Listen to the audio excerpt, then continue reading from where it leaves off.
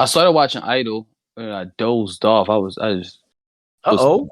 tired as Man. hell. Yeah, it was really good though. I was mad as hell. I dozed off. Yeah, It was really good. that's one of them ones. I mean, we could get right into that right now. Fuck it. The Idol, we got 2 episodes out. Drugs, you all caught up? For sure. Of We got course. 2 episodes out, and they finally released that motherfucking music, man. They put it on streaming now. And the song is actually Lily Rose Dope. I mean, Lily Rose Dope. Lily Rose Depp. She's credited as the artist on the song. Like when you look it up, it's her.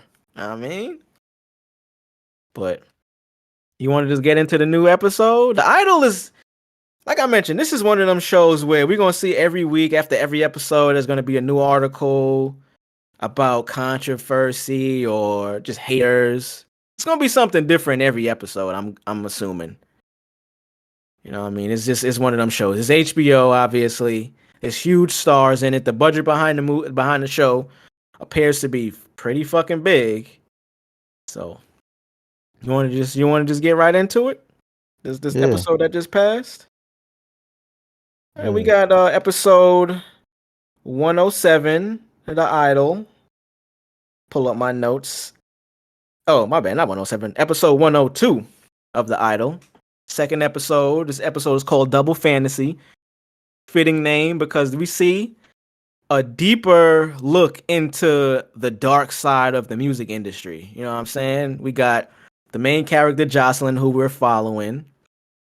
And now we were introduced to her in the first episode as the pop star. Like, this is her life, full of riches, fun, party, but it's controversy in there. We see a little bit more to the darker side in this second episode. You know what I'm saying? We see how disposable you can be within the music industry. You know what I mean? We seen her downfall. It happened pretty fast. Like, we're seeing her downfall within Think the about fitting it. show. You know what I mean? We're seeing her try to be a pop star and it might not work out. She's on the set of her music video. She's trying to get scenes down right, and the director is there, the label head is there, and it's a lot of moving pieces to where every time she films a new scene, they can tell, like, yo, you're not in it, let's do it again. And then where she thinks is good, something happens to where, like, the camera goes out. So it's a lot of friction of them just trying to get her fucking music video done. We see how the moving pieces of that go. Right. We see her the same song that the show It ended with. started Go ahead. it started with her frustration with how the song sounded, remember? Exactly, That's yeah. where it really started from. And Yep. it She was called the like meeting. called the whole meeting. That shit went completely left. Hmm. And then it just looked real like weak. Like her attempt was like really weak. It wasn't even backed up.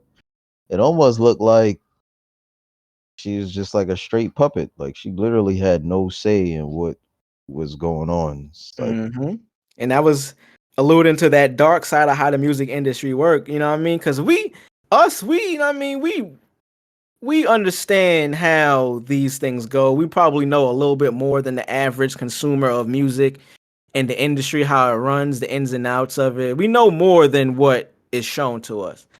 This show and this episode was a great like some good insight into that world. Like you said, we see her. She played the new version of the song. And it's a lot different. It's a little bit more sexual, and they're listening to it. It's like that. It's like that famous video of when they showed Epic, the Epic executive when this nigga Bobby Shmurda was performing.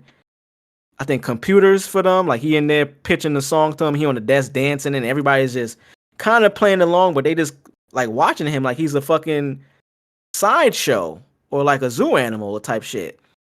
And it's his attempt to promote this new record that he's trying to get out there, and they already have it in their mind what they're going to do with it. So we see that with Jocelyn and her people, her handlers, her label execs.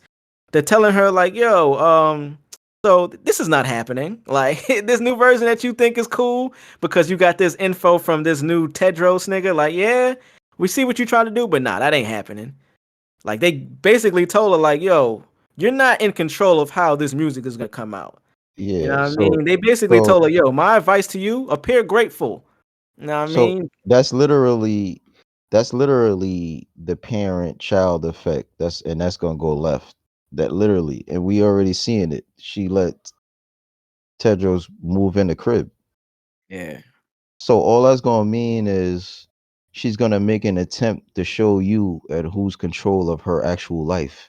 So now she's gonna be battling with the people who controls her career initially that just like told her off. You know what I'm saying? So it's like, all right, yeah, now it's like, all right. Bro, there was a funny ass scene during that meeting at the beginning when they all there, like at the crib. And I think her name is Nikki. I think she's the label exec. Like she's the big boss. Clearly she cuts the check. Yeah, she was the one, if you notice in the first episode, she was agreeing with everything that she was doing. She was like, she was okay and everything. She was like, so what? Who cares? I used to do that back in my day. Mm-hmm. She's the one who called the shots. Like everybody Yeah. literally has to answer to her. But it's a funny scene where she says some disrespectful shit to Jocelyn, like, yo, we made you basically. And then Jocelyn get tight and walk off. And my nigga Haim, the Russian Jew, I don't know who he is, but he like her manager. Oh, he's her manager. I think that's what it came out. He's the manager. He's like, well, I mean, who wouldn't be grateful after being talked to like that? The Hmm. nigga was like, yo, you just disrespected her and then asked her to be grateful. I mean, who wouldn't after you just said that wild shit to them? I mean, yeah. That is, they do a good job of playing the lines of comedy, dark humor, and reality in this situation. You know what I mean? We see, but we do get a little sneak peek into the world of this nigga Tedros too, the weekend, who And his suspense. character is. You Yeah, a know what I lot of mean? suspense in this shit. A lot of suspense. But I mean, we got a little bit more into it, like how it's gonna play out. We see he's basically running like a cult of musicians. I mean, he got the one shorty who's like a savant on the keyboard. She could just go to a piano and just start playing some Bruh. shit. Insane. She He was got the wild and gave her he a got whole song. whole record out of nowhere. Whole And or idea of a song. Like, we see the blonde hair nigga who's like another pop star. And we find out that this nigga Tedros is basically like the ringleader. He finds these misfit musicians as he travels wherever he is, and he takes them under his wing in like a cult-like environment because he is clearly the one in control. He's fucking shocking my man as he's telling him like, "Yo, do this, sing it like this," and if he doesn't do it the right way, he fucking shocks the nigga. It's like a real Dracula type character. You know what I mean? mhm. But it makes you think though, does that really happen? Hell yeah, it happens. I'm gonna go ahead and say it has to happen because I've seen it happen on a lower Or level of or this. has it been happening? And is some of our favorites to this day. Is it the reason why they Yeah, we yeah. just seen it with we talked about Doja Cat. I say this, we could input any act that's a pop star now. Like if it wasn't Jocelyn in the show, we could replace that with Doja Cat in the sense that she came out herself, and obviously who knows what the truth is, but Doja Cat came out herself saying like her first albums and the music she made before was like a cash grab. It wasn't the type of Mhm. music that she wanted to make. She said that herself, and this is after having major success. It wasn't like she was doing poorly and then said that to make people think like, all right, let's give her another shot. To now, where she's putting out a whole different sound, I can see how like this may be a realistic, maybe not to this level. There's always levels, there's a spectrum, but I think there's some validity to a pop star being discovered, and then even more to that point, we see during Jocelyn's video shoot, we got the Asian chick from Blackpink, I think is the actual band. She plays Jenny. Well, no, her name is Diane, but her in the show, but her real name is Jenny. Mhm. She's one of the dancers, like a backup dancer, and the music label head is sees her like, yo, who's that dancer? She's out dancing Jocelyn at every chance. And as you see Right. her take interest, and she's like, yo, can she sing? And that was just an insight to see how easy and how disposable pop stars are, just how musicians, how the labels look at them as yo, if they can't do it, we can get Also, her. also she was in the same. The She was, cult. yeah, the With the cult. weekend. He comes Right. back. Yeah. But back to just before we get to there, she basically is, you know what I mean? Before she even is aware of that they're about to approach her, trying to sign her, the music label head is already like, yo, take her to Studio B right now. Let's cut that song right now. She could sing. I mean, after she like had her sing for her in person, like, oh, yo, you got a voice. Yo, let's go cut this record right now. And then that's when we see Jenny go back to the same cult with the weekend. She's like, yeah, she wants to sign me. Like, and now he's like, yo, I have her call me. It's a really good insight into how the music industry may run. You know what I mean? Just how pop stars, just the world that they live in, where Oh, we see them being as the consumer. We see whatever they put online as like, yo, their life is the best. But although they're making riches and success, their life may be controlled. They may not be in control at all. I think we about to see just that little snippet of what, like, it's about to, like, basically his back cave is gonna become her crib. Yeah, word. It's yep. And even more insight. Remember how we talked about him pulling up the first episode, no whip, on some like spot. He was scoping the place out. Basically, it Yeah. basically looked like. And see, the second time he pulled up with the crew, they pulled up in the whip. They taking over the crib. He got, yo, you want to go in the pool? Yeah, you can go in the pool. He got the other homie who's another artist who was already grooming the homegirl, the assistant. You know what I mean? Like Hmm. before she even knew that they knew each other, he on the phone with her, and we seeing the weekend character and the artist. They in the same room talking to Lily, talking to Jocelyn and her friend at the same time, but they not aware of what's going on. It's a lot of like, you know what I mean, slimy shit going on. Shout out to I just found out her name is Divine Joy Randolph. She plays Destiny, but the big sister role, the black chick, I fuck Hmm. with her character heavy.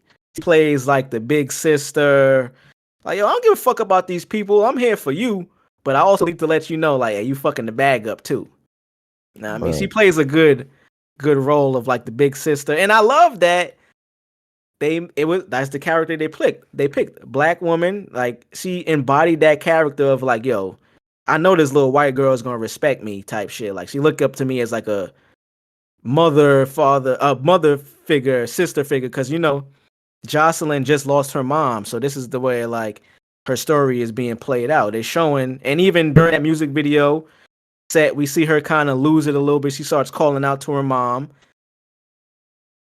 Within that scene, like she's kind of having like a little mental break, and then that's where Destiny comes in and has to kind of get her back on track. Like, hey, fuck these people. Tell me what's going on. Really good show though, man. Check it out. New episode. Episode 103 is coming out. Y'all can check that out. Think it's gonna be one of them shows, and like I said, we've seen the controversy every time the fucking episode comes out. It's something new. Uh, the weekend came out recently and saying like, yo, if you felt uncomfortable or grossed out, then that's a good thing, because there's a lot of think pieces coming out on Twitter about, oh, yo, his character is a sleazeball. He's this, he's that. And he's like, yeah, that's the point. Like, you should feel these emotions about this Yeah. guy because it's Yeah. not a good fucking guy. Like, what do you expect? Right. I don't. Yeah. People. Yeah. This is from GQ. The writer says, when I asked Abel if the sex scene in the latest episode of The Idol was supposed to feel sexy, to say that his resounding no was emphatic would be an understatement. Though it's only been on for 2 weeks, the HBO series in which The Weeknd portrays Tedros, a mysterious club owner trying to get his hooks into Jocelyn, a vulnerable pop star, has already become something of a lightning rod for controversy and discourse. Is the sex, which across 2 hours has already flirted with everything from erotic asphyxiation to knife play, too graphic? Is it provocative for provocation's sake? The Weeknd says, if you feel uncomfortable or grossed out, then that's a good thing. basically trying to introduce you to this world that I believe this is like a real world that exists. And that Hollywood, and it's probably just not the music industry, it's Hollywood, it's entertainment in general. I think it's an insight into how entertainment works. You know what I mean? Everything is produced. We know everything that we see on TV isn't just what we're seeing. It's a lot behind the scenes that goes into that. So I think this is like a show that is a good introduction to that for like the average consumer that isn't aware of it. So yeah, check that shit out. Another recommendation. We're gonna be talking about this shit every week. HBO, another one of them channels that don't miss, man. Stand clear of the closing doors, please.